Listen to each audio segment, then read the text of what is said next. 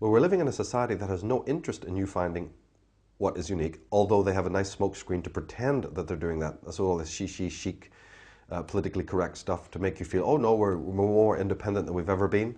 You can buy, 500 different colors of Ferrari. There's 1,000,001 different kinds of coffee places, you see. Oh, you have more diversity than ever.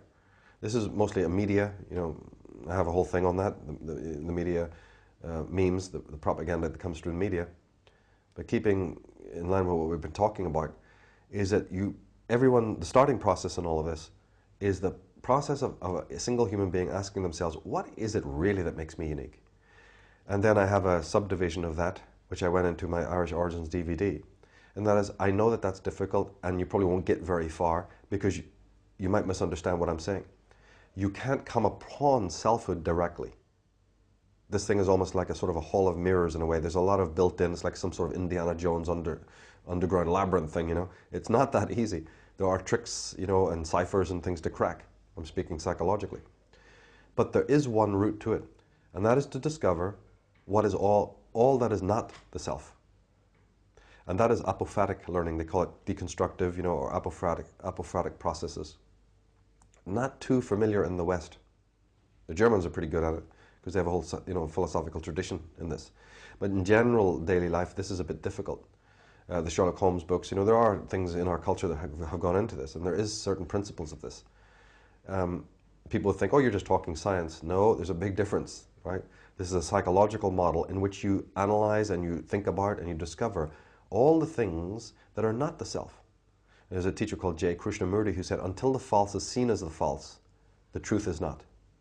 That's exactly what he was talking about. And there's other models of this as well. And that's what my work is all about, is to try and help people to learn, not to teach them anything, but to help them to learn this process of deconstructive observation. Discover what is false. And that means socially, economically, in all aspects of life, including psychology and the self. That's why my work covers a lot of ground. If you manage to do that, then you're actually cleaning away the briars that stand in the way of the path to this revelation.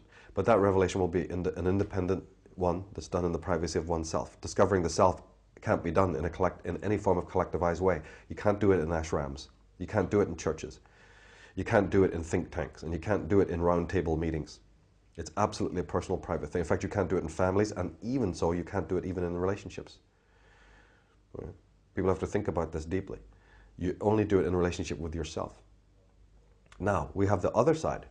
What I've been saying hopefully will help people understand the nature of the architects of control. It'll give them a forensic profile of the architects of control, because they're hell-bent to make sure that that never happens.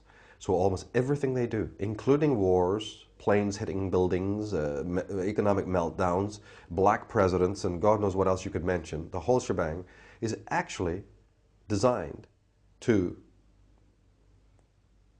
continue building the wall between you and selfhood.